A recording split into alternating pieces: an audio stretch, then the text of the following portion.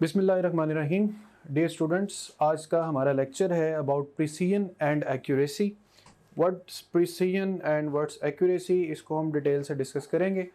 Precision और accuracy का पहले एक जनरल इंट्रोडक्शन मैं आपको देता चलूँ कि प्रिसीजन और एक्यूरेसी ये है कि जब भी हम कोई प्रैक्टिकल कोई एक्सपेरिमेंट करते हैं और उस प्रैक्टिकल या एक्सपेरिमेंट को करते हुए हम जो रिजल्ट्स निकालते हैं या हमें जो रिजल्ट्स चाहिए हैं, उन रिजल्ट्स में कंसिस्टेंसी है या नहीं है, उन रिजल्ट्स में हम एग्जैक्ट वैल्यू हासिल कर रहे हैं या एग्जैक्ट वैल्यू हासिल नहीं कर रहे।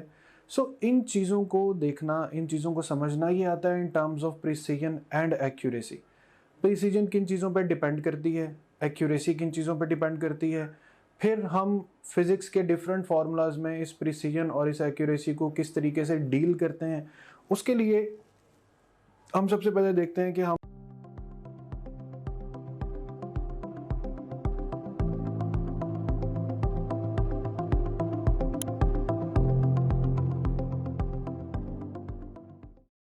जो कंटेंट है आज का जो हम डिस्कस करेंगे वो है इंट्रोडक्शन टू प्रिसीजन एक्यूरेसी, फिर the difference between precision and accuracy, फिर असेसमेंट ऑफ टोटल अनसर्टेनिटी होगी in the final result, and finally we will take the practice questions. So first of all come towards the introduction.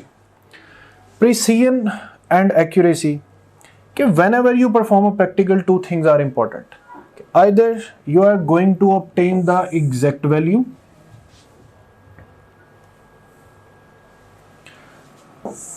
और either you are going to obtain a consistent result। अब इसकी एक मिसाल देता चलूँ कि let's say अब gravitational acceleration find करते हैं सिंपल पेंडुलम के एक्सपेरिमेंट से। उस एक्सपेरिमेंट से आपकी डिज़ायर है, आपकी ख्वाहिश है कि आप 9.8 मीटर पर सेकंड स्क्वायर का आंसर लें, लेकिन अगर आप वाकई ये आंसर ले लें तो आप एक्यूरेट हैं, और अगर आप इस आंसर के अलावा कोई और आंसर बार बार अचीव करें, लेट्स से 9.76 आप रीडिंग बार बार ऑब्टेन कर रहे हैं, तो फिर आपका रिजल्ट कंसिस्टेंट है मगर एग्जैक्ट वैल्यू पर नहीं है।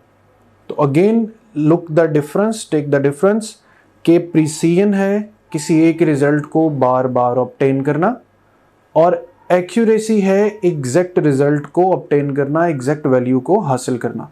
यहाँ पर ये दो चीज़ें जहन में रखिएगा कि precision, accuracy is obtaining the exact value and precision is obtaining the consistent result.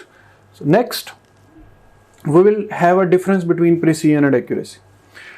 Precision या एक precise measurement, precise measurement वो होती है जिसमें less absolute uncertainty हो। अब यहाँ पर less absolute uncertainty क्या है? ये जो absolute uncertainty है ये actual में least count of the instrument है। ये least count of the instrument 0.1 millimetre, for example ये वर्नियर कैलिपर के लिए है 1 मिलीमीटर, ये मीटर रॉड के लिए है 0.01 मिलीमीटर, ये स्क्रू गेज के लिए है। तो ये एब्सोल्यूट अनसर्टेनिटीज़ हैं रीडिंग्स में, एब्सोल्यूट अनसर्टेनिटीज़ हैं वैल्यूज़ में, और ये डिपेंड करती हैं लीस्ट काउंट पे। अब लीस्ट काउंट का ताल्लुक चूँकि इंस्ट्रूमेंट से है, सो इंस्ट्रूमेंट यहाँ पे बहुत अहमियत का हामिल है कि precision of a measurement depends upon the quality of the instrument। जिस इंस्ट्रूमेंट का लीस्ट काउंट सबसे स्मॉलर होगा या एब्सोल्यूट अनसर्टेनिटी लेस होगी, उसी में हमें सबसे ज़्यादा क्या मिलेगी, प्रिसीजन मिलेगी। फिर इसको मज़ीद डिस्क्राइब करें तो प्रिसीजन और वैल्यू की नोटेशंस को कैसे लिखा जाता है उसको भी आप सब गौर से देखिएगा कि लेट से मेरे पास एक रिज़ल्ट है 25.5 प्लस माइनस 0.1 सेंटीमीटर। ये किसी चीज़ की लेंथ है जिसे मैंने मीटर रॉड से मेजर किया है। यहाँ पे लीस्ट काउंट जो है वो इन्फॉर्मेशन ऑफ द इंस्ट्रूमेंट है। अब पहली बात कि रीडिंग को ऐसे लिखने का फ़ायदा क्या है। 25.5 में अगर मैं इस रीडिंग को एक दफ़ा सब्ट्रैक्ट करूँ और फिर एक दफ़ा ऐड करूँ तो मेरे पास रिज़ल्ट आएगा 25.4 और ऐड करने पे आंसर आएगा 25.6। अब मुझे क्लियरली पता चल रहा है कि मेरी रीडिंग यानी 25.5 किसी भी इंस्ट्रूमेंट के 25.4 और 25.6 के दरमियान होगी। तो ये एक बड़ा इम्पॉर्टेंट मेथड है, तरीक़ेकार है इंफॉर्मेशंस को आगे प्रोसीड करने का या अपने डाटा को आगे मुंतकिल करने का, कि आप किसी भी और इंस्ट्रूमेंट से ये वाली लेंथ मेजर करेंगे तो उस इंस्ट्रूमेंट के 25.4 और 25.6 के दरमियान ये रीडिंग एग्जिस्ट करेगी। फिर अगर इस रीडिंग को मैं x का नाम दूं तो ये रीडिंग है डेल्टा x। ये डेल्टा x मेरे पास लीस्ट काउंट भी है और ये डेल्टा x मोस्टली एरर भी कहलाता है कि लीस्ट काउंट के रिलेटिवली हमारे पास जो एरर है वो एग्जिस्ट कर सकता है। सो आपने इन दोनों नोटेशंस को ज़हन में रखना है कि x is the measurement and delta x is the error या is the least count of the instrument. Third number पे प्रिसीजन ये भी डिसाइड करती है कि how close are two measurements. आप अपने फिजिकल एक्सपेरिमेंट में फॉर एग्जांपल 5 रीडिंग्स ऑब्टेन करते हैं, उन 5 रीडिंग्स में कितनी डेविएशन है, आपकी स्मॉलेस्ट वैल्यू कितनी स्मॉल है और आपकी लार्जेस्ट वैल्यू कितनी लार्ज है। तो प्रिसीजन में आपने इस बात का भी ध्यान रखना है कि प्रिसीजन डिसाइड्स के how close are the two measurements. तो यहाँ तक मैं प्रिसीजन को अगर समराइज करूँ, it depends upon less absolute uncertainty, it depends upon the instrument, it means कि how close are the two measurements. Precision depends upon least count. Least count is written is with plus minus with the measured value. If measurement is x, then the least count or absolute uncertainty is delta x.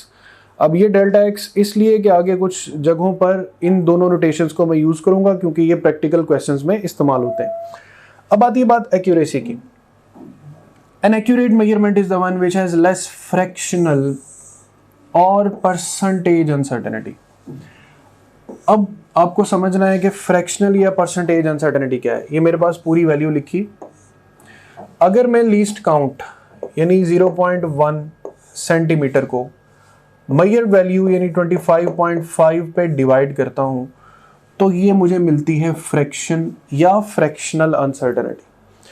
और अगर इसी reading को मैं 100% से multiply भी कर देता हूं तो फिर इसी डाटा से मुझे आगे फर्दर मिलेगी परसेंटेज अनसर्टेनिटी। सो लिसन कि आपको ऐसी रीडिंग्स मिलेंगी, इनमें इन दोनों चीज़ों में लीस्ट काउंट को ऊपर रखते हुए मेजर्ड वैल्यू पे डिवाइड करेंगे तो फ्रैक्शनल अनसर्टेनिटी, और उस वैल्यू को 100% से मल्टीप्लाई कर देंगे तो परसेंटेज अनसर्टेनिटी ऑब्टेन होगी। फिर एक्यूरेसी जो है परसेंटेज और फ्रैक्शनल अनसर्टेनिटी के साथ साथ सिग्निफिकेंट फिगर्स पर भी डिपेंड करती है। सिग्निफिकेंट फिगर्स की डेफिनेशन जैसे आपने पढ़ा था कि in any measurement the accurately known digits and the first doubtful digit these are called significant figures. तो ये देखें कि जिस रीडिंग में सबसे ज़्यादा लीस्ट सिग्निफिकेंट फिगर्स होंगे वो सबसे ज़्यादा एक्यूरेट कंसीडर होगी। और इसका थर्ड पॉइंट है कि how close a measurement to the actual value, कि कोई मेजरमेंट एक्चुअल वैल्यू के कितना करीब है, that is the determination of accuracy. तो यहाँ तक अगेन एक नज़र मैं इस डाटा को दोबारा रिकॉल करता हूँ और आप इसको देखें, समझें कि किस तरीके से आपने फ्रैक्शनल या परसेंटेज अनसर्टेनिटीज जो है उनको डील करना है। So let us right again 25.5 plus minus 0.1 centimetre, ये मेरे पास एक रीडिंग है। अगर मुझसे पूछा जाए इसमें एब्सोल्यूट अनसर्टेनिटी यानी डेल्टा एक्स क्या है तो वो है 0.1 सेंटीमीटर। लेकिन अगर मैं उसे कहूँ कि मुझसे फ्रैक्शनल अनसर्टेनिटी क्या है तो मैं लीस्ट काउंट यानी 0.1 को डिवाइड करूँगा 25.5 पे, और इसी से आगे परसेंटेज अनसर्टेनिटी फाइंड करनी है तो मैं 100% से मल्टीप्लाई कर दूंगा। तो ये तीन चीज़ें absolute uncertainty, fractional uncertainty and percentage uncertainty, इसको ब्रीफली आगे फिर से मैं डिस्कस करूंगा। यहाँ तक ये दो डिफरेंस है कि प्रिसीजन है एक वैल्यू को बार बार हासिल करना या रिजल्ट को कंसिस्टेंट करना या दो मेजरमेंट्स को क्लोज रखना, और एक्यूरेसी है कि आप exact value of the physical quantity को ऑब्टेन करें। अब यहाँ पर एक बुल्स आई फिनोमिना है कि आप तीर अंदाजी का मुकाबला देखते हैं। तो देखिए लाइफ में हर पर्सन परफेक्शन चाहता है कि वो जो काम करे वो उसमें परफेक्ट होना चाहता है। अब जो काम आप करते हैं, लेट्स से आप क्रिकेट में बॉलिंग करवाते हैं, अब बॉलर का मेन टारगेट है कि वो विकेट को हिट करे। विकेट को हिट करने के लिए वो बार बार बॉल करवाता है। ये बार बार बॉल करवाते हुए अगर वो बार बार विकेट के करीब से बॉल गुजर जाती है तो विकेट के करीब से गुजरना एक्यूरेसी तो नहीं है क्योंकि वो एग्जैक्ट विकेट को हिट नहीं कर रही बॉल। लेकिन अगर वो एक जगह ही आप अपनी topgrade.bk की ब्राउजर ऐप में लॉग इन होंगे, आपको ये हमारा होम पेज नजर आएगा। इसमें ये पहला जो सेक्शन है ये आपके सब्जेक्ट से रिलेटेड मटेरियल का है। सेकंड सेक्शन जो एक्स्ट्रा सपोर्ट और गाइडेंस आपको रिक्वायर्ड है ये उसके हवाले से है। थर्ड जो सेक्शन है ये डिफरेंट की स्टैटिस्टिक्स एंड टॉपग्रेड की, जो कि आपका हमारे पे कॉन्फिडेंस इंक्रीज करेंगे। एंड लास्ट ऑफ ऑल ये एग्जेक्टिव समरी है आपकी ओवरऑल प्रिपरेशन की प्रोग्रेस के हवाले से। सो सबसे पहले सेक्शन को हम एक्सप्लोर करते हैं। इसमें से आप किसी भी सब्जेक्ट पे क्लिक करें, से हमारे पास ये सब्जेक्ट्स हैं biology, physics, chemistry, English, logical reasoning. इनमें से किसी भी सब्जेक्ट पे आप क्लिक करें तो आपको उस सब्जेक्ट में उसके वीडियो लेक्चर्स, रिवीजन नोट्स और प्रैक्टिस क्वेश्चन मिलेंगे। आप वीडियो लेक्चर्स पे क्लिक करेंगे तो उस सब्जेक्ट के सारे यूनिट्स या सेक्शंस आपके सामने ओपन हो जाएंगे। आप किसी भी सेक्शन को चूज करेंगे, उस सेक्शन के सारे टॉपिक्स ओपन हो जाएंगे। इनमें से जिस मर्जी टॉपिक को आप चूज करें, आप उसके वीडियो लेक्चर्स को यहाँ से वॉच वीडियो बटन क्लिक करके देख सकते हैं, right, like this over here. So ये वीडियो लेक्चर आपके सामने ये आ गया। अगेन टू न्यूरल पाथवे, इसमें भी एक हमारे पास, अगर आप जाते हैं फास्ट रिवीजन नोट्स पे, सो जिन स्लाइड्स को यूज करके हमने वीडियो लेक्चर्स रिकॉर्ड किए हैं, अब उन्हीं स्लाइड्स को आप यहाँ से रिवाइज कर सकते हैं। देख सकते हैं आपने फास्ट रिवीजन नोट्स पे क्लिक किया, इसमें सारे के सारे सेक्शन फिर ओपन हो गए। तो यहाँ पे एक बात मैं आपको बताना चाहता हूँ कि जो भी सेक्शन इंपॉर्टेंट है एग्जाम के पॉइंट ऑफ व्यू से, हमने उनके साथ इंपॉर्टेंट का टैग भी लगाया हुआ है, keeping in view the previous exam friends. Anyways, तो यहाँ पे आप किसी भी सेक्शन को चूज करें, सी सेल स्ट्रक्चर एंड फंक्शन को मैं चूज करता हूँ, इसके सारे के सारे टॉपिक्स ओपन हो गए। इनमें से किसी भी टॉपिक को आप पिक करेंगे तो आप उसकी वो स्लाइड्स देख सकते हैं जिनसे उस टॉपिक का वीडियो लेक्चर रिकॉर्ड हुआ है। तो काफी सारा टाइम है आपका वो सेव होगा, आपको लेक्चर नोट करने की जरूरत नहीं है, आपको बने बनाए नोट्स मिल रहे हैं for the fast revision, rather super fast revision of the lectures. उसके बाद पे कंसिस्टेंटली बॉल फेंक रहा है तो इट मीन्स कि वो प्रिसाइज है। तो सिमिलरली ज़िंदगी के हर शोबे में, लाइफ के हर पार्ट में आप भागते हैं एक्यूरेसी की तरफ, लेकिन आप प्रिसाइज होना शुरू हो जाते हैं। So perfection is getting the precision, perfection is not getting the accuracy. कि अगर आप अपने प्रैक्टिस में अपनी एक चीज़ को बार बार ऑब्टेन करने में पक्के हो जाते हैं, पुख्ता हो जाते हैं, तो आप लाइफ में प्रिसाइज हो रहे हैं। Practice makes you precise, your perfection means that you are precise. तो देखेंगे हमारा टारगेट है इस बुल आई को हिट करना। तीर चलते हैं और तीर चलने पर कोई निशाना सेंटर को हिट नहीं करता, कोई निशाना एक दूसरे के करीब करीब नहीं है, सब जो पॉइंट्स हैं वो बिखरे हुए हैं, यानी ये सारा जो एक्सपेंशन ऑफ डाटा है। अब यहाँ पे वर्ड एक्सपेंशन ऑफ डाटा को गौर से देखें कि आपका डाटा किसी एक पॉइंट के पास कंसिस्टेंट नहीं है, आप एग्जैक्ट वैल्यू नहीं हासिल कर रहे, इट मीन्स कि आप एक्यूरेट नहीं है, और आप एक कंसिस्टेंट रिजल्ट भी हासिल नहीं कर रहे। नंबर 2, आपकी वैल्यूज क्लोज भी नहीं है। नंबर 3 जो है वो आपके पास रिपीटिशन ऑफ वैल्यूज नहीं है, तो इट मीन्स कि आपकी प्रिसीजन भी लो है। Bad precision and bad accuracy वाला ये रिजल्ट है। आप यूँ कह सकते हैं कि लाइफ में ये आपकी बिगनिंग स्ट्रेटजी हो सकती है। जब आप काम शुरू करेंगे तो आपके साथ इस तरह का कुछ जो है वो बर्ताव होगा। फिर आहिस्ता आहिस्ता आप जब अपने आप में बेहतरी लाएंगे तो यूं भी हो सकता है कि आप किसी एक वैल्यू को बार बार ऑब्टेन करना शुरू कर दें। अब किसी एक जगह पर अगर आप मुसलसल हिट करते हैं तो आप प्रिसाइज हो गए, ये आपकी प्रैक्टिस की एक तरह से दलील है कि यू आर प्रैक्टिसिंग समथिंग। तो आप प्रैक्टिस करते हुए किसी रिजल्ट को ऑब्टेन कर रहे हैं, आप बॉलिंग में प्रिसाइज हो रहे हैं, तो आप किसी एक निशाने पर बार बार तीर मार रहे हैं, तो आपकी प्रिसीजन हाई हो गई है, लेकिन स्टिल आप गोल से दूर हैं, तो आप एक्यूरेट नहीं कंसीडर होंगे। तो देखें यहाँ पर लो एक्यूरेसी लो प्रिसीजन, यहाँ पर लो एक्यूरेसी बट हाई प्रिसीजन। अब नेक्स्ट कि आपका जो हिटिंग पॉइंट है वो सेंटर से हर बार करीब करीब है, यानी कभी विकेट के लेफ्ट साइड से बॉल गुजर रही है, कभी विकेट के राइट साइड से, कभी विकेट के ज़रा से ऊपर से बॉल गुजर रही है। विकेट के इर्द गिर्द आपने अपना फैलाव किया हो, तो आपकी एक्यूरेसी जो है वो पहले से हाई हो गई है, लेकिन आप किसी एक जगह पे कंसिस्टेंटली बॉल नहीं डिलीवर कर रहे या तीर नहीं मार रहे, तो यहाँ पर आपका डाटा स्टिल एक्सपेंडेड है, लेकिन है वो आपके गोल के करीब। सो आपकी एक्यूरेसी हाई है, लेकिन आपकी प्रिसीजन जो है वो लो कंसीडर होगी। And finally if you become a best bowler, या अगर आप एक अच्छे तीरंदाज बन जाते हैं और सेंटर में ही बार बार आप हिट करते हैं, तो आपकी प्रिसीजन भी हाई होगी और आपकी एक्यूरेसी भी हाई हो जाएगी। सो इस चार्ट को अपने लाइफ के हर सिनेरियो के साथ आप रिजेंबल कर सकते हैं कि आप कुछ भी करने जा रहे हैं तो ये आपकी स्टार्टिंग है, फिर नेक्स्ट ये आपका नेक्स्ट फेज होगा, thirdly you will reach near to the goals, and finally जब आप अपनी ज़िंदगी में बिल्कुल परफेक्शन पर आ जाएंगे तो ये सिचुएशन भी आ सकती है कि you are precise as well as you are accurate. तो that is the another picture of precision and accuracy. अब इस सारी डायग्राम से आप क्या कंक्लूड कर सकते हैं? यही बात कि प्रिसीजन है रिजल्ट्स का कंसिस्टेंट होना, रिजल्ट्स का कम फैलना, बहुत वाइड रीजन पे रिजल्ट्स ना फैले हों, कम से कम रीजन में रिजल्ट्स आए, और एक्यूरेसी है हमारे एग्जैक्ट एक्चुअल वैल्यू को हासिल कर लेना। अब आती है बात टाइप्स ऑफ अनसर्टेनिटीज पर। तो मैं ये बात पहले भी बता चुका हूं कि एब्सोल्यूट अनसर्टेनिटी, जिसे least count of the instrument भी कहते हैं, और जो डेल्टा एक्स से भी रिप्रेजेंट होती है, that is the absolute uncertainty. It is the least count of the measuring instrument. फिर है फ्रैक्शनल अनसर्टेनिटी के डेल्टा एक्स यानी लीस्ट काउंट को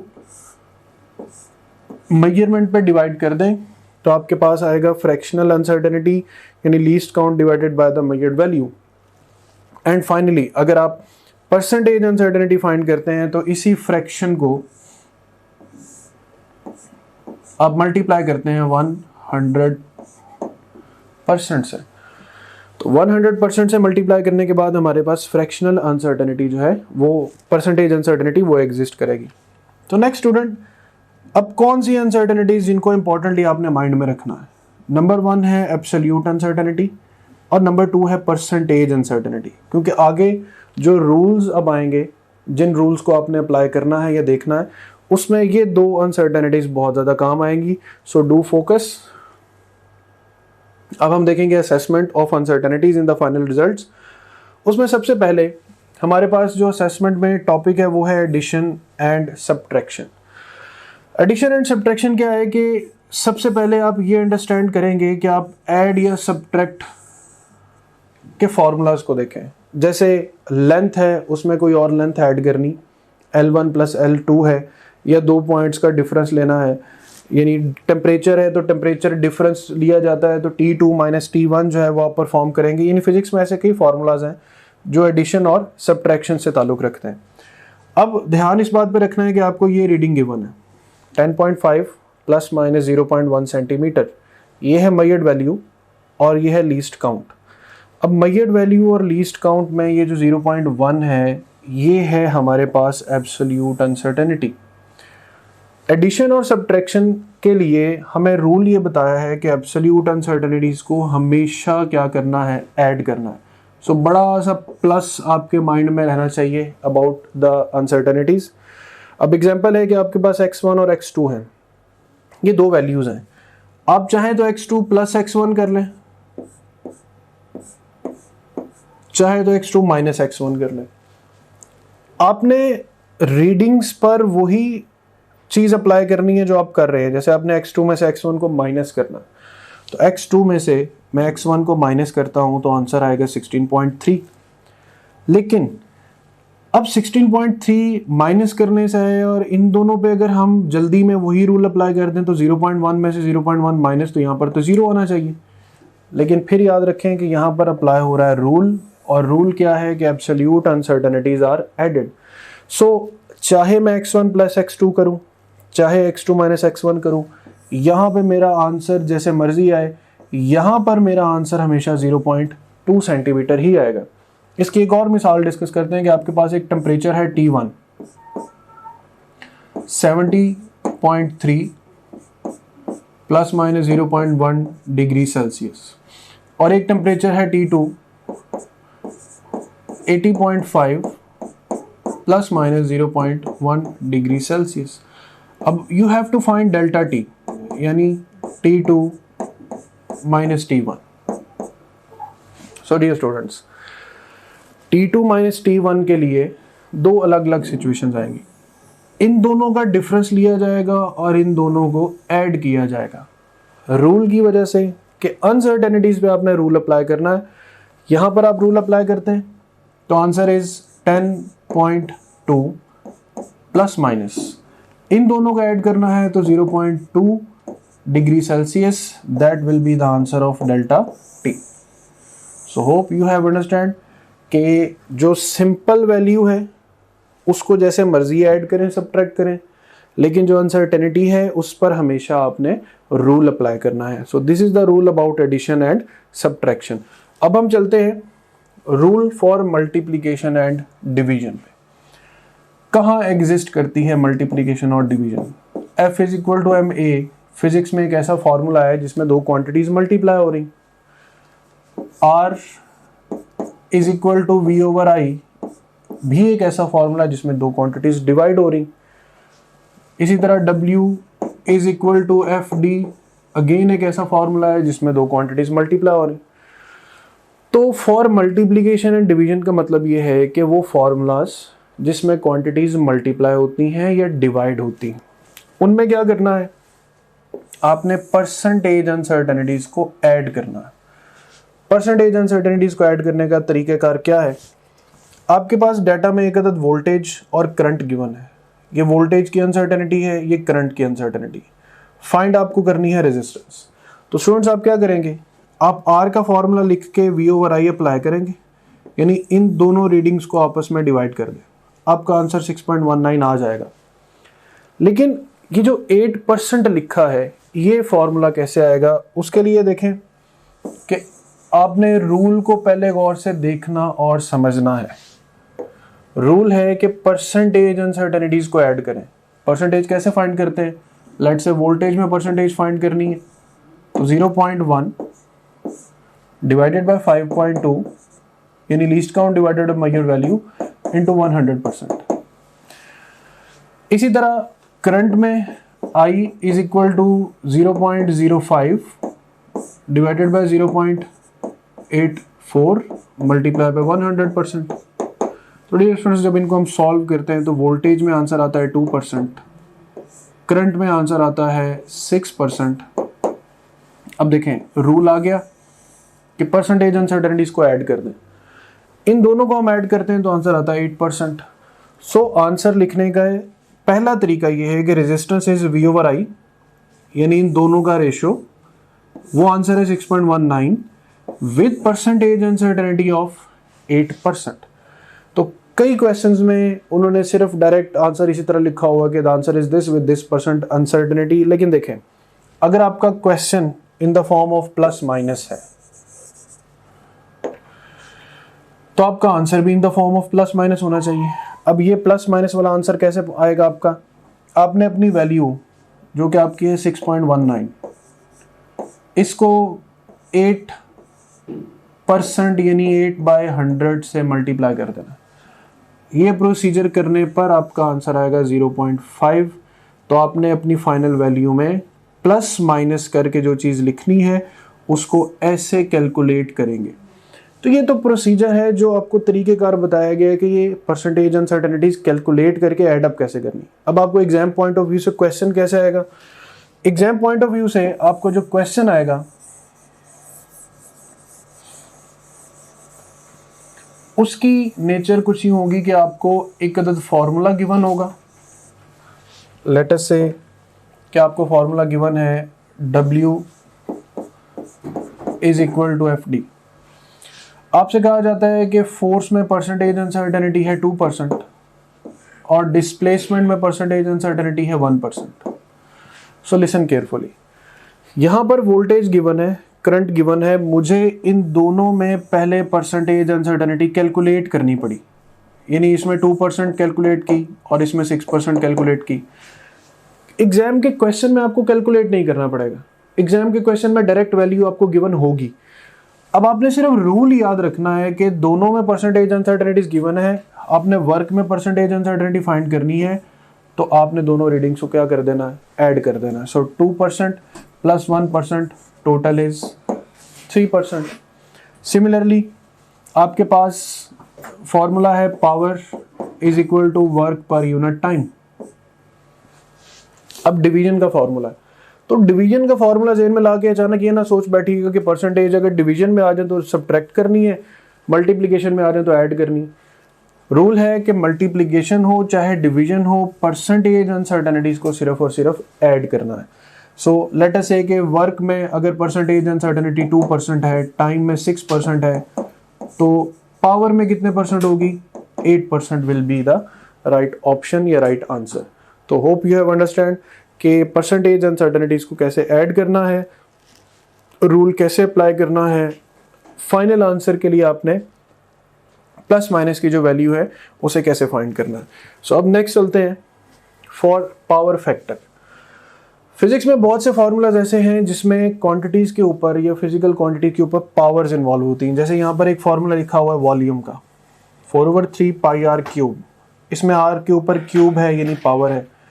और फार्मूलाज क्या हो सकते हैं? काइनेटिक एनर्जी, जैसे 1/2 m v स्क्वायर, यहाँ पे v के ऊपर पावर एग्जिस्ट कर रही। सो ऐसे तमाम तर फार्मूलाज जिसमें किसी क्वांटिटी के ऊपर पावर एग्जिस्ट करे, उस क्वांटिटीज़ में हम अनसर्टेनिटीज़ को कैसे डील करेंगे। रूल गौर से पढ़ना है। मल्टीप्लाई द परसेंटेज अनसर्टेनिटी, ये है part 1 of the rule, by that power, ये है पार्ट 2 ऑफ द रूल। आपकी फिजिकल क्वांटिटी की पावर लेट से n है, आपने उस n को मल्टीप्लाई करना है विद द परसेंटेज अनसर्टेनिटी। अब फिर वही बात कि अगर तो कैलकुलेट करना पड़े तो फिर तो वही प्रोसीजर है, least count divided by measured value multiply by 100%।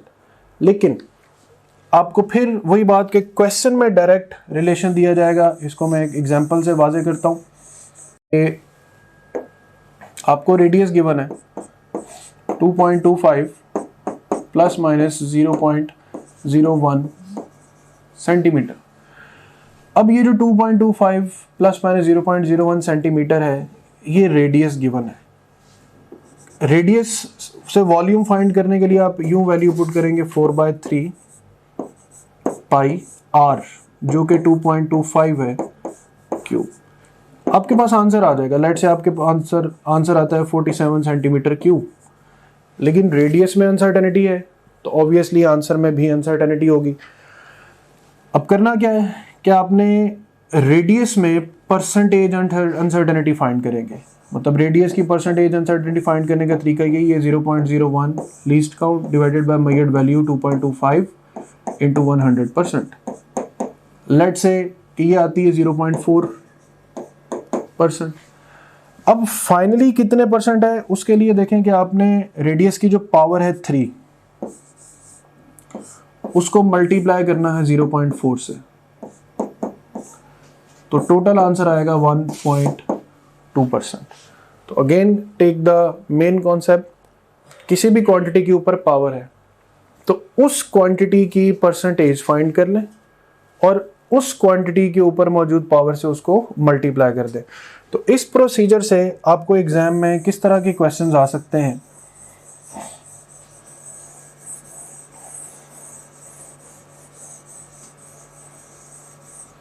देखिए, लेट से कि मैं पिछले और इस फॉर्मूला को दोनों को इकट्ठा करके बताता हूं कि लेट से P is equal to A B, P is equal to A square B, या P is equal to A square B square over C cube. So देखें, ये मल्टीप्लिकेशन, ये भी मल्टीप्लिकेशन, ये भी मल्टीप्लिकेशन और डिवीजन, लेकिन फ़र्क क्या आ रहा है? यहाँ पावर्स नहीं है तो सिर्फ परसेंटेज अनसर्टेनिटीज ऐड होंगी। यहाँ पावर है तो परसेंटेज ऐड ज़रूर होंगी, मगर पावर को सॉल्व करने के बाद। तो लिसन एंड वॉच केयरफुली कि ए में 2% है, बी में भी 2% है, तो पी में परसेंटेज होगी 4% because percentage uncertainties are added. A में 2% है, बी में भी 2% है, तो पी में अब 4 नहीं होगी। ऐड जरूर करेंगे लेकिन पावर को मल्टीप्लाई करके, 2 multiply by 2% plus the 2% of B, now the answer is 6%। और लेट से इन सब में 1% अनसर्टेनिटी है, तो P में कितनी अनसर्टेनिटी होगी? 2%। 2 into 1, 2%. हमारा जो मोस्ट इम्पोर्टेंट फीचर है या टीचिंग टूल है, that is our question bank. So अगर हम प्रैक्टिस क्वेश्चंस पे जाते हैं तो इसमें हम देखें कि आप डिफरेंट डिफरेंट तरीके से टेस्ट दे सकते हैं। सो आप जैसे मर्जी माइंड में डिफाइन कर लें कि आपने किसी एक टॉपिक का टेस्ट देना है, या एक चैप्टर का, एक यूनिट का, क्वार्टर सिलेबस का, हाफ सिलेबस का, फुल सिलेबस का, जो मर्जी सिलेबस आप डिफाइन कर लें, उस डिफाइंड सिलेबस में से 20 तरीकों से आप टेस्ट दे सकते हैं। कैसे? जैसे जो भी सिलेबस आपके माइंड में डिफाइंड है, आप चाहें तो उस सिलेबस के हमारे पास जो अवेलेबल ऑल क्वेश्चन उनका टेस्ट दे सकते हैं, या जो आपने टॉपलेट.टीके पे आप प्रैक्टिस करते रहे हैं, तो आप चाहते हैं कि आपने दोबारा may be second third time आप टेस्ट दे रहे हैं, आप चाहते हैं कि मेरे पास सिर्फ और सिर्फ उस सिलेबस के अनसीन क्वेश्चन का टेस्ट आए, आप वो भी दे सकते हैं। इसके अलावा इनकरेक्ट क्वेश्चन के टेस्ट देते हुए जो सवाल आपके गलत हुए थे, आप उन गलत सवालों का टेस्ट अलग से क्रिएट कर सकते हैं। से अगर आपने फिजिक्स के 20 टेस्ट दिए हैं, उनमें से आपका कोई मे बी आपके कोई 30 क्वेश्चन रॉन्ग हुए थे, उन 30 रॉन्ग क्वेश्चन का इकट्ठा टेस्ट भी आप क्रिएट कर सकते हैं। और इसी तरीके से जो जिन क्वेश्चन को आपने टेस्ट के दौरान बुकमार्क किया है, तो उनका टेस्ट कॉल कर सकते हैं। जो टेस्ट आपने अटेम्प्ट किए थे क्वेश्चन, उनका टेस्ट कॉल कर सकते हैं, अनअटेम्प्टेड का, और इवन यानी कि टेस्ट देते हुए आपने जिनको अटेम्प्ट किया था और टेस्ट देते हुए जिनको आपने अटेम्प्ट नहीं किया था, ये अनसीन से डिफरेंट है। अनसीन का तो मतलब ये है कि वो टेस्ट में कभी आए ही नहीं आपके। इसके अलावा आप देख सकते हैं कि इवन पास्ट क्वेश्चन का बहुत बड़ा पूल यहाँ पे मौजूद है। अगर हम गौर करें, देखें कि ई कैट के, नम्स के, NMD CAT, AKU, MD CAT Punjab के और ईटा केपीके के, ये इवन जो पीएमसी के जो सैंपल पेपर्स हैं, उनके टॉपिक वाइज पास्ट क्वेश्चन देखें यहाँ पे मौजूद है ओवरऑल। अब किसी भी टैब पे क्लिक करें, सारे के सारे एक्चुअल पास्ट क्वेश्चन है वो आ जाएंगे। ऑफ कोर्स ये सारे के सारा बड़ा इंपॉर्टेंट टूल है, क्योंकि पूरे पाकिस्तान से बड़े मेन एग्जामिनर्स ने, बड़े सीनियर एग्जामिनर्स ने ये डेवलप किया होगा। एनीवेज, इसमें से किसी भी आप टॉपिक को चूज करें, से मैं यहाँ पे सारे टैग्स को चूज कर लेता हूँ, तो हमारे पास ये सारे के सारे टॉपिक्स आ गए। इनमें से किसी एक टॉपिक को मैं चूज करूँ, या एक सेक्शन को, या मैं मल्टीपल सेक्शन को चूज करूँ, तो मैं उसका टेस्ट दे सकता हूँ। से मैंने 2 सेक्शन चूज किए, इसमें से सेम है कार्बोहाइड्रेट्स और प्रोटीन्स, इनका टेस्ट देना चाहता हूँ, या ओवरऑल मैं सारे सेक्शन का टेस्ट देना चाहता हूँ, वो मैं दे सकता हूँ। या मैं डिफाइन करूंगा, मे बी जी मैंने 50 एमसीक्यू का टेस्ट देना है, तो ये 50 एमसीक्यू का टेस्ट आपके सामने ये क्रिएट हो गया। सो ये आपके सामने आ गई है जी टेस्ट की स्क्रीन, जिसमें आप देख सकते हैं कि ये ईटा केमिकल का पास्ट क्वेश्चन है, ये स्टेटमेंट है, ये ऑप्शंस है। इसमें ओवरऑल ये देखिए कि इसमें अगर आपने पिक किया तो आपका ये करेक्ट आंसर भी सामने आ गया। अगर आप इसकी एक्सप्लेनेशन देखनी है तो वो भी आप देख सकते हैं। इसके अलावा ये क्वेश्चन वेरीफाइड है बाय आवर टीम, इसको अगर आप चाहें बुकमार्क कर सकते हैं। इस क्वेश्चन से रिलेटेड डिफरेंट स्टैट्स यहाँ पे आ रहे हैं वगैरह वगैरह। यहाँ से आप नेक्स्ट क्वेश्चन पे जा सकते हैं, जरूरत पड़े तो आप यहाँ से प्रीवियस क्वेश्चन पे जा सकते हैं, और फिर अल्टीमेटली जब आप चाहें आप टेस्ट को फिनिश करके इवन रिजल्ट को भी व्यू कर सकते हैं।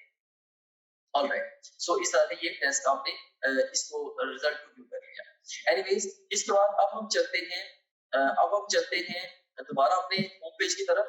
सो आप किसी भी जितने भी आपका सब्जेक्ट्स हैं, बायोलॉजी, फिजिक्स, केमिस्ट्री, इंग्लिश और लॉजिकल रीजनिंग, इन सब सब्जेक्ट्स के आप वीडियो लेक्चर्स, वीडियो नोट्स और अनलिमिटेड एमसीक्यू प्रैक्टिस यहां से कर सकते हैं। जितने भी आप प्रीवियस टेस्ट जो भी टेस्ट आपने दिए होंगे, अगर आप प्रीवियस टेस्ट पे क्लिक करेंगे वो सारे टेस्ट आपके यहाँ पे आ रहे होंगे। इसके अलावा जो आपकी जो ओवरऑल प्रोग्रेस है, उसकी जो डिटेल है वो सारी की सारी यहाँ पे आ रही है। डिफरेंट सब्जेक्ट में आप कैसे जा रहे हैं, डिफरेंट सब्जेक्ट्स में, डिफरेंट चैप्टर्स में और डिफरेंट टॉपिक्स में आप कैसे जा रहे हैं, वो सारी की सारी डिटेल यहाँ पे आ रही है। इसके अलावा फुल लेंथ पेपर्स हैं जो कि जस्ट लाइक रियल एग्जाम है। यहाँ से किसी भी फुल लेंथ पेपर को किसी भी टाइम पे लॉन्च कर सकते हैं, अपनी तरीके शुरू पे या इवन मिड सेशन में जाके नियर द एग्जाम आप इन एफएलपीस को जब चाहे आप अटेम्प्ट कर सकते हैं। उसके बाद फिर सपोर्ट मटेरियल है, इसमें इनको वीडियो रिव्यूज हैं, डिफरेंट स्टूडेंट्स हैं जिन्होंने टॉप ग्रेड से पढ़ा, वो आपको गाइड कर रहे हैं। हमारे सिस्टम के हवाले से भी, ओवरऑल तैयारी के हवाले से भी आप उन बच्चों से गाइडेंस ले सकते हैं। इसके अलावा हमारे ये टेस्टिमोनियल्स हैं जो पूरे पाकिस्तान में हजारों स्टूडेंट्स हमसे पढ़ रहे हैं, वो हमारे बारे में क्या कहते हैं उसकी डिटेल यहाँ पे आप देख सकते हैं। इसके अलावा सिलेबस यहाँ पे गिवन है, अगर आप कंटेंट देखना चाह रहे हैं हमारे कोर्स का, वो सारे के सारे यहाँ पे ओवरऑल जो विजिबल है। And in addition to that study schedules बड़ा एक अहम फीचर है, अहम मॉड्यूल है। इसमें 90 डेज, 60 डेज, 30 डेज और इवन 50 डेज का एनएमडी कैट का स्केड्यूल मौजूद है। आप अपनी नीड के अकॉर्डिंगली जिस मर्जी स्केड्यूल को फॉलो कर सकते हैं डिपेंडिंग अपॉन कि आप टाइम फ्रेम में किस जगह पे खड़े हैं। जैसे अगर आप एग्जाम आपका 1 महीने के बाद एग्जाम है, ऑफ कोर्स आप 30 डेज वाला प्लान फॉलो करेंगे। अगर आपके एग्जाम में 2 हफ्ते रहते हैं तो आप 15 दिन वाला प्लान फॉलो करेंगे एंड सो ऑन। तो इसमें हमने आपको ये बताया है स्केड्यूल्स के अंदर ये गाइड किया है कि आपने गिवन टाइम को बेस्ट यूटिलाइज कैसे करना है। फिर इसके अलावा डाउनलोड्स का सेगमेंट है, जो भी डिफरेंट इंपॉर्टेंट कंटेंट है आपसे रिलेटेड वो सारे के सारा आपको डाउनलोड्स में मिल जाता है। और इसके अलावा गाइडेंस वीडियोस काफी सारी इसके अंदर पड़ी हुई हैं जो कि मैंने खुद रिकॉर्ड करके इसके अंदर डाली है। इसमें बहुत सारे हवालों से जनरल गाइडेंस आप इन वीडियो से ले सकते हैं। सो ये था हमारे पास ये हमारे पास गाइडेंस वीडियोस का ये सेगमेंट था।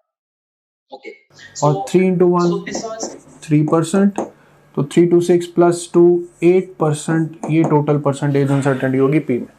होप यू अंडरस्टैंड कि पावर फैक्टर के लिए आप परसेंटेज जो है उसे कैलकुलेट करें और परसेंटेज कैलकुलेट करने के बाद उसको पावर से मल्टीप्लाई कर दें। अब आता है uncertainty in the average problems. आप कोई भी एक्सपेरिमेंट करेंगे तो ऑब्वियसली आप एवरेज ज़रूर लेंगे, एवरेज वैल्यूज़ लेंगे। एवरेज डाटा जो है वो लाजमी होता है रैंडम एरर को रिड्यूस करने के लिए। सो इसमें अनसर्टेनिटी रिमूव करने का तरीकाकार क्या है कि सबसे पहले आपने सब क्वांटिटीज़ का एवरेज लेना है। यानी ये आपके पास सामने वैल्यूज़ हैं, 6 वैल्यूज़ हैं 1.20 से लेके 1.21 तक। आपने इन्हें नंबर ऑफ वैल्यूज़ पे डिवाइड कर देना है, यानी 6 पे डिवाइड कर दिया। अब आपके पास एवरेज आंसर आया है 1.21। तो पहला स्टेप हमारा क्लियर हो गया। नंबर 2 है फाइंड डेविएशंस। डेविएशन से मुराद यहाँ पर ये है कि आपका जो एवरेज आंसर है उससे आपकी वैल्यूज़ कितनी ज़्यादा या कितनी कम है। तो देखें 1.21 से 1.20 का जो डिफरेंस है वो 0.01 का है। 1.22 से भी डिफरेंस 0.01 का है। 1.23 और 1.29 अगर जो दोनों डिफरेंट डिजिट्स हैं लेकिन डिफरेंस दोनों से एवरेज का 0.02 है, 0.02 है, 1.22 से 0.01 है और फाइनली 1.21 और 1.21 में कोई डेविएशन एग्जिस्ट नहीं कर रही। अगेन आपके पास 6 डेविएशंस आ गई। इन 6 डेविएशंस को भी आप डिवाइड करें 6 पर, आपके पास इनका एवरेज आएगा 0.01 मिलीमीटर्स। सो ये दोनों वैल्यूज़ आपने फाइनली अपने डाटा में एज एन आंसर लिख देनी है। सो एवरेज वैल्यू का तरीकाकार ये है, पहले रीडिंग्स का एवरेज लें, फिर डेविएशन लें, फिर डेविएशंस का एवरेज लें and that will give you the final answer. अब हम चलते हैं नेक्स्ट। सो डियर स्टूडेंट्स, अब अनसर्टेनिटी इन टाइमिंग एक्सपेरिमेंट के लिए आपने क्वेश्चन और अनसर्टेनिटी तक कैसे पहुंचना है। लेट अस से कि आप time period of simple pendulum के एक एक्सपेरिमेंट करते हैं जिसमें आप 30 वाइब्रेशंस काउंट करते हैं और उन 30 वाइब्रेशंस का जो टोटल टाइम आता है वो आता है 54.6 सेकेंड्स। लेकिन साथ साथ इस बात का भी ध्यान रखें कि आप उसे जिस इंस्ट्रूमेंट से मेजर कर रहे हैं वो आपका स्टॉप वॉच है और स्टॉप वॉच का जो लीस्ट काउंट होता है जनरली वो 0.1 सेकेंड होता है। सो 30 वाइब्रेशंस के लिए मैंने टाइम पीरियड नोट किया 54.6 प्लस माइनस 0.1 सेकेंड। अब मेन चीज़ होती है कि मुझे एक वाइब्रेशन का टाइम पीरियड नोट करना है। तो एक वाइब्रेशन के लिए मैं इस पूरी वैल्यू यानी 54.6 प्लस माइनस 0.1 सेकेंड को नंबर ऑफ वाइब्रेशंस पे डिवाइड कर दूं। अब एक तरीकेकार ये है जो मैंने यहाँ पर लिखा है। दूसरा तरीका ये है कि अलग अलग दोनों को डिवाइड कर दें, यानी टाइम पीरियड फाइंड करना है तो नंबर ऑफ यानी टोटल टाइम को नंबर ऑफ वाइब्रेशंस पे, अनसर्टेनिटी फाइंड करनी है तो आपने यहाँ पर लीस्ट काउंट को यानी 0.1 सेकेंड को नंबर ऑफ वाइब्रेशंस पे डिवाइड करना। सो आपके पास एक वाइब्रेशन का जो टाइम पीरियड आएगा वो आएगा 1.82 plus minus 0.003 seconds. So that's how you will get the answer about the uncertainty in the timing experiment. Again listen, total time divided by number of vibrations and you will get the final answer. Now we will practice the questions about precision and accuracy. The first question is, the power loss P in a resistor can be calculated by measuring the potential difference V and the resistance R using the equation P equals to V square over R. In the experiment, the uncertainty in V and R was estimated to be 3% and 2% respectively. What is the uncertainty in the value of P? So P equals to V square over R. Percentage uncertainty हम calculate करेंगे 2 multiply by the percentage uncertainty in V plus the percentage uncertainty in R. क्योंकि multiplication division के लिए percentage uncertainties को add करते हैं और power factor को percentage के साथ multiply करते हैं. So on calculating we will get the answer 8%. The precision of an instrument depends upon percentage uncertainty, absolute, fractional, या all of these. तो precision depends upon absolute, and अगर यहाँ पे accuracy होता तो it depends upon percentage and fractional uncertainties. So here B is the right answer. If the percentage uncertainty in the velocity is 2% and mass is 3%, then in the calculation 1/2 mv square. So we will write percentage of mass plus 2 times of percentage of v. We will get the answer 7% as the right answer. The temperature of a body changes from 76.1 plus minus 0.1 degree to 86.2 plus minus 0.1 degree Celsius. The uncertainty in the temperature difference. अब इन दोनों temperatures का difference लेकर आपने जो absolute uncertainties हैं इनको आपस में add करना. So difference with addition absolute uncertainties will be the right answer. The uncertainty in the time of 20 vibrations is 0.1 second. The uncertainty in the time of 1 vibration, तो हम uncertainty को number of vibrations पे divide करेंगे, तो division का factor आ रहा है option beta पर. Which of the following statement is wrong? For addition subtraction, absolute uncertainties are added. It's the right option. For multiplication and division, percentage uncertainties are added. That's again right option. For timing experiment, the least count is also divided by the number of vibrations. Right option. For power factor, power is multiplied the absolute. Here, not absolute. It's the percentage uncertainty. So only wrong option is D statement, that for power factor, the power is multiplied by the absolute uncertainty. If the percentage uncertainty in the calculation of volume of a sphere is 1%, as we know के r cube ये apparently equal होता है volume के, तो अगर आप volume से calculate करते हैं तो if percentage uncertainty is in r is let's say 1%, then in volume it will be 3%. इसी तरह अगर आप कहेंगे अगर volume में percentage uncertainty 1% है तो it means radius में वो कितनी होगी 1/3%. So option beta will be the right option. Which of the following is more accurate? The greater the number, greater will be the accuracy. So alpha will be the right option. Which of the following is more accurate? Again look for the largest number. 900 will be the most accurate number. Which of the following is most accurate? Again look for the greatest number. 300 is more accurate. Which of the following is more precise? Precision के लिए आपको इसमें देखना है greater number of decimal places. Option D will be the right option. The true value of a quantity x and x naught is an experiment. The quantity is measured many times and the number n if the reading giving number value x is plotted against x. Which of the following graph best shows the measurement that are precise but not accurate? एक एक graph को अगर हम discuss करें तो ये value precise भी है और एक्यूरेट भी है, क्योंकि ये ट्रू वैल्यू को ऑब्टेन कर रही. ये वैल्यू प्रिसाइज है मगर एक्यूरेट नहीं है. This reading is neither precise nor accurate. This reading is not precise but it's accurate. So option B will be the right option.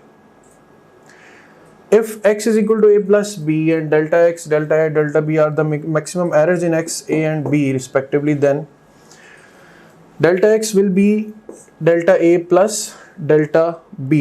Okay, for addition and subtraction, absolute uncertainties. ये delta x basically absolute uncertainties हैं, तो it have to be added. If the percentage errors of a, b and c are a, b and c respectively, this A, B and C, then the total percentage error in the product अब product के लिए percentage uncertainties को add करते हैं तो we will simply add a plus b plus c. If f is equal to x square, it's actually x square, then the relative error in f power multiply by the fraction. That will be the shape of the answer, alpha option. The initial temperature is 80.0 plus minus 0.1 degree Celsius. After it has been cooled, its temperature is 10 plus minus 0.1 degree Celsius. Temperature का difference लेंगे और absolute uncertainties को add करेंगे तो option C will be the right option.